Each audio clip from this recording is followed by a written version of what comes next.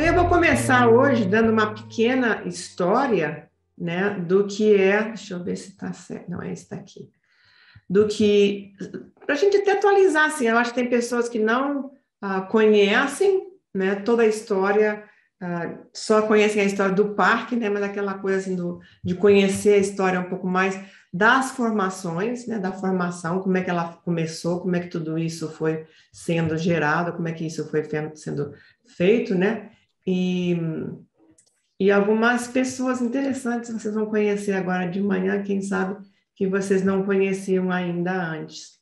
Então, eu vou fazer um pouquinho isso. Vamos lá. Então, vocês conhecem, né, todo mundo, a história do descobrimento no parque, né, porque, afinal de contas, isso daí foi, né, foram onde começou as coisas. Mas antes desse descobrimento no parque, né, as pessoas não sabiam, não sabem em geral, que a Francine tinha feito, né, um mestrado e estava, assim, já aceita para começar um doutorado em literatura inglesa, e ela estava estudando Thomas Hardy, quando ela foi diagnosticada com câncer de mama. E então ela parou tudo, foi se tratar, e foi onde, como ela começou a se interessar sobre questões de saúde. Então ela se mudou para Califórnia, vendeu tudo que ela tinha, foi embora para Califórnia, e ela começou a estudar as questões de saúde e, eventualmente, entrou, né, para um doutorado em psicologia, que foi onde ela tirou o PhD dela, né, e onde ela, eventualmente, defendeu, inclusive, a tese dela sobre o que foi, naquela época, o MD, né.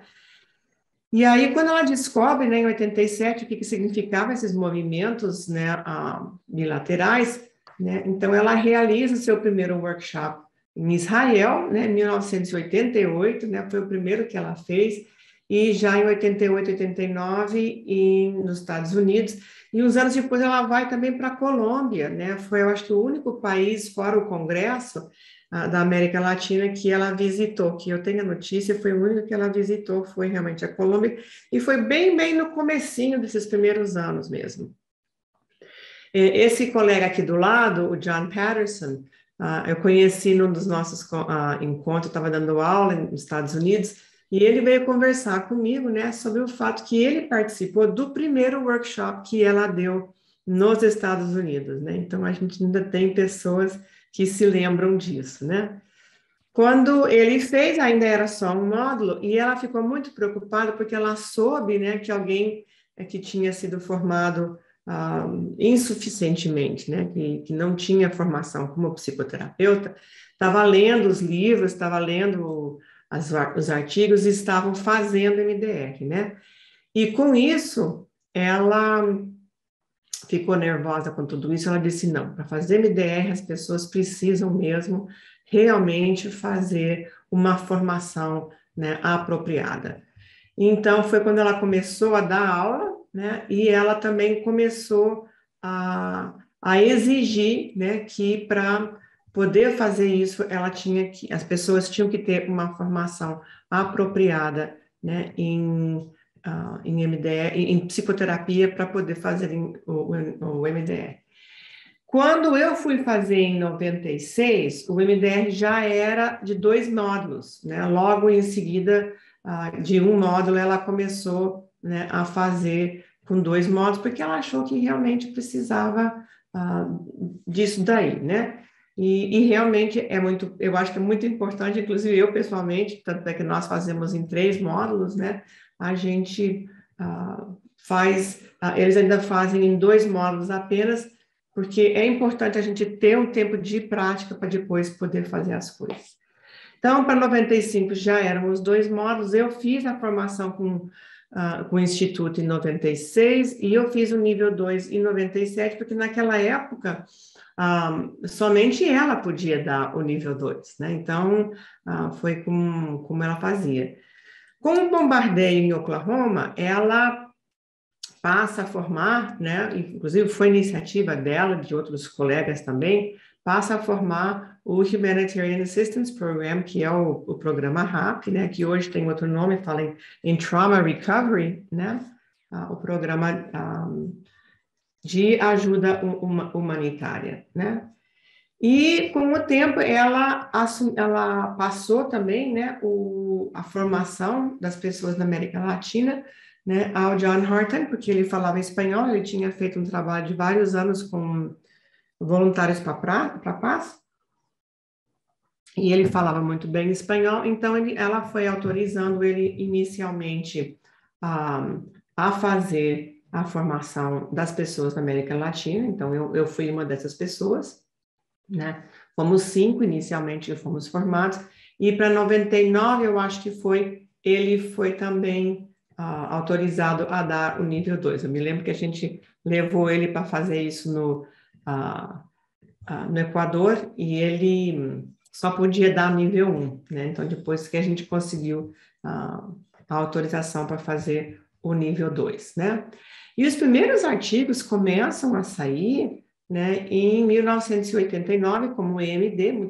Quem já fez a formação com a gente, né, na Trauma Clinic sabe disso. Eu deixei aqui esse link, que a gente pode também mandar para vocês depois, né, pelo e-mail, para quem está inscrito, sobre os recursos, né, que comprovam, né, os artigos de comprovação, né, toda uma polêmica essa semana sobre se o MDR era pseudociência, se é ciência. Olha, eu pessoalmente considero ciência, e ciência muito boa, inclusive porque temos, assim, os artigos, inclusive pediram, assim, até os artigos com o DOI, então aí os artigos com o DOI também, temos muitos, não é que a gente tem pouco, a gente tem muitos, né? Então tem aí alguns desses artigos. E eu acho que são algumas pessoas que são muito pouco reconhecidas, né? São as pessoas que também ajudaram, né, a formar o Instituto, né? E formar todo esse trabalho inicial de MDR, que resultou no MDR do Instituto. Então, que foi a Robbie Dunton, que vive ainda hoje, né, e é quem continua tocando o Instituto. Ela tem 81 anos agora, né, e continuou tocando. Ela e a Francine foram sócias, e o A.J. Popke, que faleceu faz, eu acho, 1 ano ou 2, inclusive tem uma apresentação dele no nosso canal do YouTube sobre o protocolo DETUR. Se alguém quiser assistir, pode ir lá, está de graça, para assistir o protocolo DETUR, e uma entrevista com ele, inclusive uma entrevista muito interessante, porque ele fala, inclusive, desses primórdios, né, de como eles começaram. Inclusive, a Francine e a Robbie chegaram até a morar numa casa muito grande que ele tinha, logo depois de um divórcio, porque elas realmente estavam numa situação difícil, aquela coisa de estudante, e ele ajudou, e ele, com o protocolo DETUR, foi uma das primeiras pessoas realmente a ser formado e a apoiar todo esse trabalho. Mas as sócias realmente eram do Instituto, eram elas duas, né? E a Robbie continua tocando. E eu acho importante a gente falar da Robbie, porque a Robbie tem sido o braço direito, o braço administrativo do Instituto. Apesar de ser terapeuta também, né? Inclusive terapeuta de criança, mas sem a Robbie esse trabalho não teria se desenvolvido da forma magnífica a nível, acho, até mundial, como realmente tem sido, né? E é a Robbie que a gente não sabe, às vezes, se a gente elogiava, se a gente reclamava, que manda para a gente todos os anos as atualizações, as mudanças, né? Pequenas, realmente teve uma mudança grande, eu vou falar disso em determinado momento, mas as outras modificações foram muito pequenas, eram feitas assim, inclusive ela mandava para a gente onde é que tinha sido mudado, para a gente poder só atualizar aquelas partes do manual. Em 95, eles formaram a EMDRIA. Não vamos confundir a EMDRIA com o Instituto, né? A EMDRIA é uma associação sem fins lucrativos que congrega os sócios, os membros que se inscrevem. O Instituto não, é uma empresa com fins lucrativos, uma empresa particular da Francine e da Robbie, né? Enquanto que a EMDRIA congrega, certifica para os Estados Unidos, né? Que eles são, apesar de que eles começaram inicialmente com o nome de internacional, pensando que eles iriam ser para o mundo, e em breve viram que não ia ser assim, porque inclusive os da Europa vieram reclamar e colocar que eles queriam ter sua própria associação, e foi quando se formou pouco tempo depois a de MDR Europa, e em 2007 a MDR Iberoamérica, que foi extinta no ano passado. Atualmente tem duas associações para a América Latina, as duas bem incipientes, assim, bem principiantes mesmo, enquanto que a MDR Iberoamérica já tinha tido toda uma história de muitos anos. Muitas coisas muito boas, mas que infelizmente teve também um final meio infeliz mesmo assim, da forma que as coisas tomaram. Eu coloquei aqui a foto da Robbie com a Francine. No fundo, vocês podem ver o Scott Black, que foi um dos primeiros diretores executivos com quem eu trabalhei muito, ele, com o Mark Doherty também, quando eu era presidente da MDR Iberoamérica. Atualmente é o Michael Bowers, que é o diretor executivo da AMG, e é importante vocês só conhecerem um pouquinho para ter essa noção de história, né? Atualmente a AMG tem mais de 10 mil membros, né? E eles têm mais de 300 treinadores, cada um com o seu manual próprio, cada um com a sua forma de dar EMDR. E nenhum desses daqui usam o manual do Instituto, né? Não pertencem ao Instituto, esses outros 300, porque se for trainer da AMG, não pode ser trainer do Instituto. É uma regra do Instituto, ou você tem exclusividade para o Instituto, ou você vai trabalhar, então, com a AMG. E é importante notar isso, porque as pessoas acham que só existe um manual, né? Uma forma de fazer isso. E não, tem muitas pessoas, inclusive muito antigas, e atualmente a AMG está fazendo um processo de renovação de certificação, porque antigamente as pessoas bastavam ter um manual, né, que a AMG aprovasse, e com isso eles podiam já dar aula, né, sem maiores problemas. E eles chegaram à conclusão de que o manual não era o que tinha que ser certificado, e sim a pessoa. Quem tinha que ser certificada era o treinador. Então, eles estão fazendo um processo de renovação, então todas as pessoas que são trainers da AMG precisam passar por esse processo de renovação. Enquanto que nós, na América Latina, sendo membros do Instituto, nós somos, de certa forma, assim, dispensados disso por pertencermos ao Instituto. E aí vamos, então, um pouquinho sobre a formação, né? A Francine publica o seu primeiro livro-texto de MDR em 1995, né? E é muito interessante de ler o livro hoje em dia, porque a gente vê uma série de mudanças, né? Que atualmente a gente já vê que estão coisas diferentes, né? Hoje teve uma série de mudanças. E como eu fiz a formação tão antigamente, que é 97, então foi muito interessante de assistir, né, de acompanhar essas mudanças que foram sendo feitas, né, no decorrer desses anos todos. 2001 sai a segunda edição, a partir dessa edição, com adaptações, que foi feita a primeira edição no Brasil, né, pela nova temática, que o Ricardo Teixeira, que foi um dos pioneiros, né, de promover o MDR no Brasil, né, ele tinha essa editora que já fechou, mas que foi pioneira e de muita ajuda para nós, né, no sentido de possibilitar a gente a ter esse livro em português. E em 2017, mais recentemente, sai a terceira e definitiva edição. Por que definitiva? Porque realmente ninguém tem autoridade ou cacife, né, para fazer modificações oficiais definitivas, né, a não ser a Francine mesmo. Então, eu acho que tem muitas pessoas que fazem de uma forma diferente. Eu mesma tenho feito uma integração muito grande do MDR com o psicodrama, né, especialmente com o psicodrama interno. Outras pessoas têm feito com SE, outras com questões de apego, né? Então, assim, tem uma série de adaptações que as pessoas vão fazendo e que são muito válidas, né, mas que não significa que tem alguma forma oficial de mudar aquela dinâmica, aquela coisa interna, aquela coisa oficial, né, que era a Francine que fazia. Então, quando a Francine dizia, nós vamos fazer assim, nós vamos mudar, vamos fazer assado, então todo mundo concordava.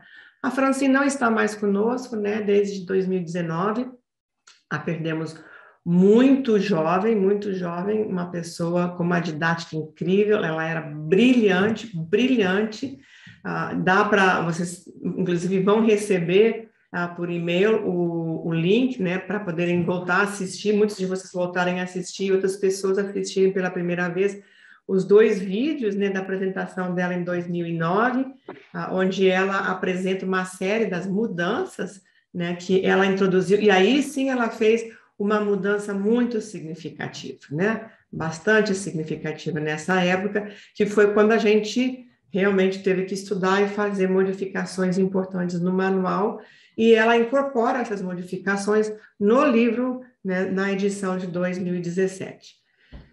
E em 2019, né, sai a tradução com essas atualizações, né, da 3ª edição em português pela editora Manuense, que eu imagino que a grande maioria de vocês tem este manual, aliás, manual não, esse livro, essa edição do livro, né, atualmente. Se não tiverem, por favor, comprem, porque ele é a Bíblia atual, né, disso tudo, né?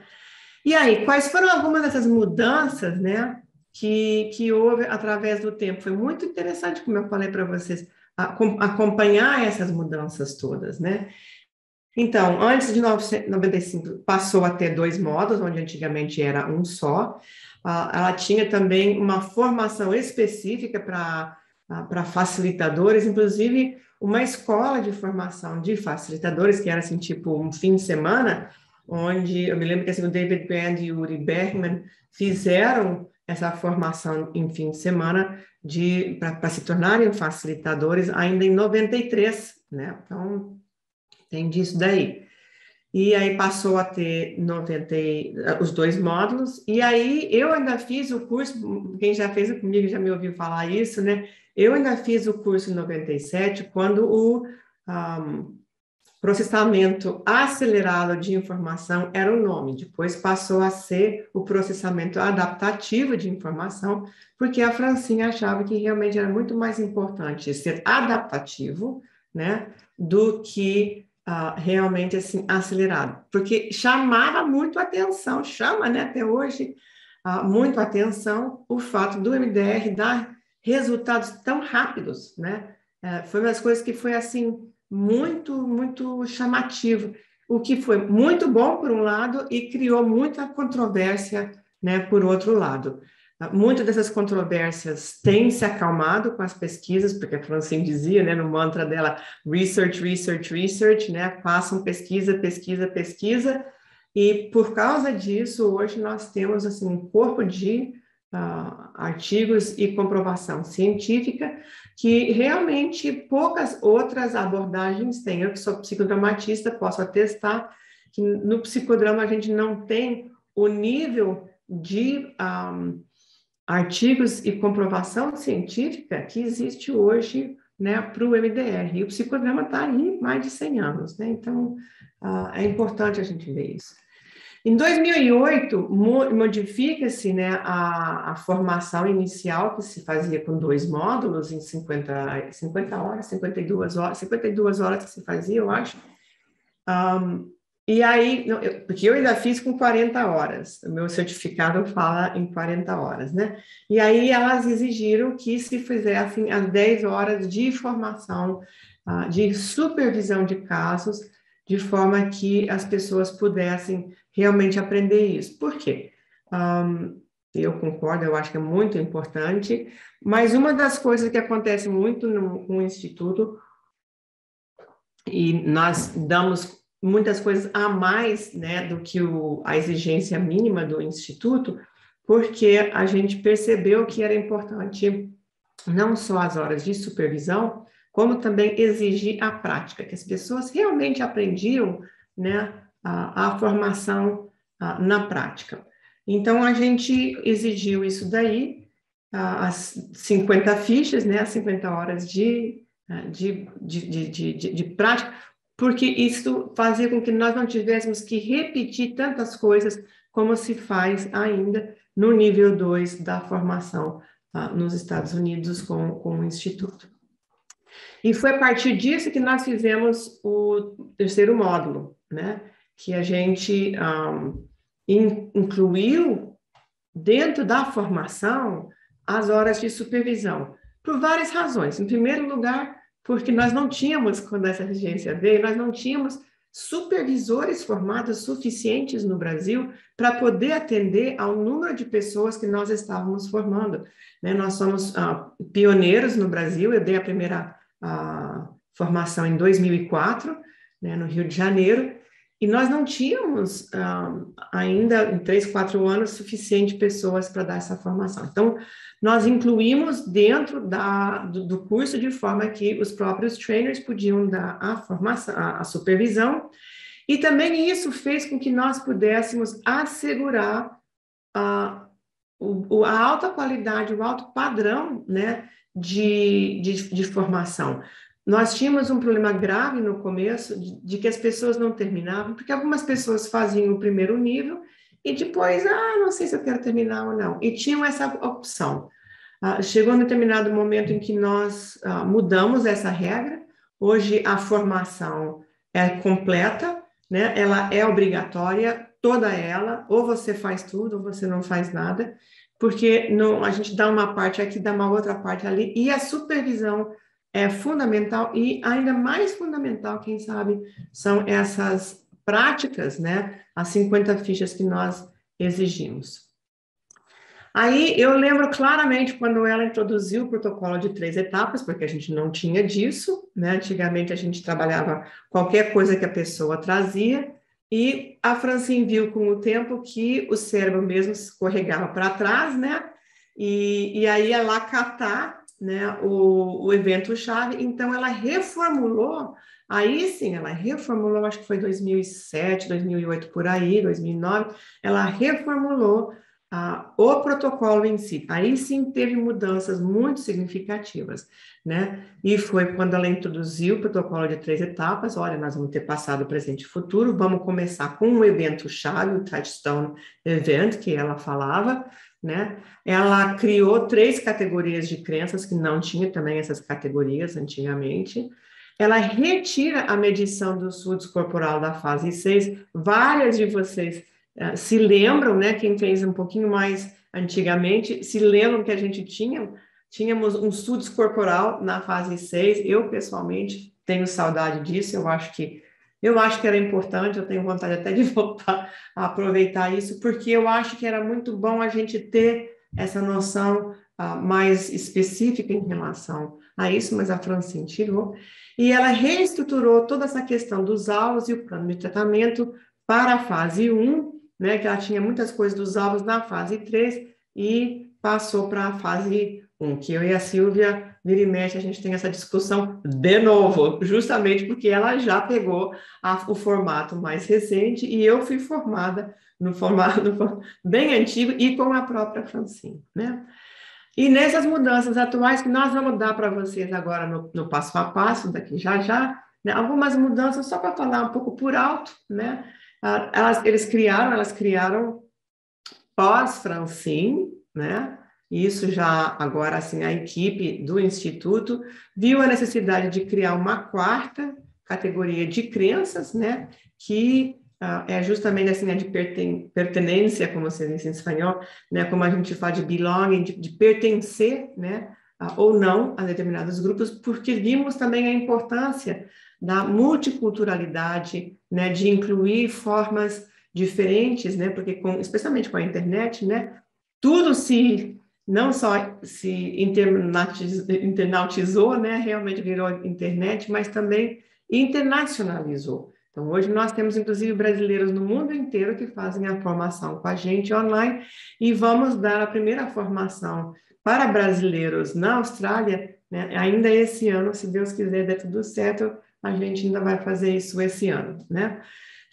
Teve várias reformulações de vinhetas já nas outras versões antigas do manual do Instituto, já vinha com vinhetas com linguagem mais neutra, mas simplesmente se reconfirmou, deu maior ênfase nessa última versão, mas assim, coisinha muito pequena na tentativa, e que é complicado porque se a gente usa a linguagem de inglês, quando a gente adapta isso para o português, né, tem outras questões gramaticais, né, para o português, né? Então, incluíram essas questões de respeito à diversidade, de gênero, a respeito à diversidade racial, tem sido questões meio assim flamantes nesses últimos 3 a 5 anos, né, de importância, né, por um lado, também de muita controvérsia por outro, mas que respeito sempre é bom e é importante. E a ênfase também na multiculturalidade, que vocês vão ter também hoje uma atualização muito interessante em relação a isso, um plus a mais, como a gente não fala, né?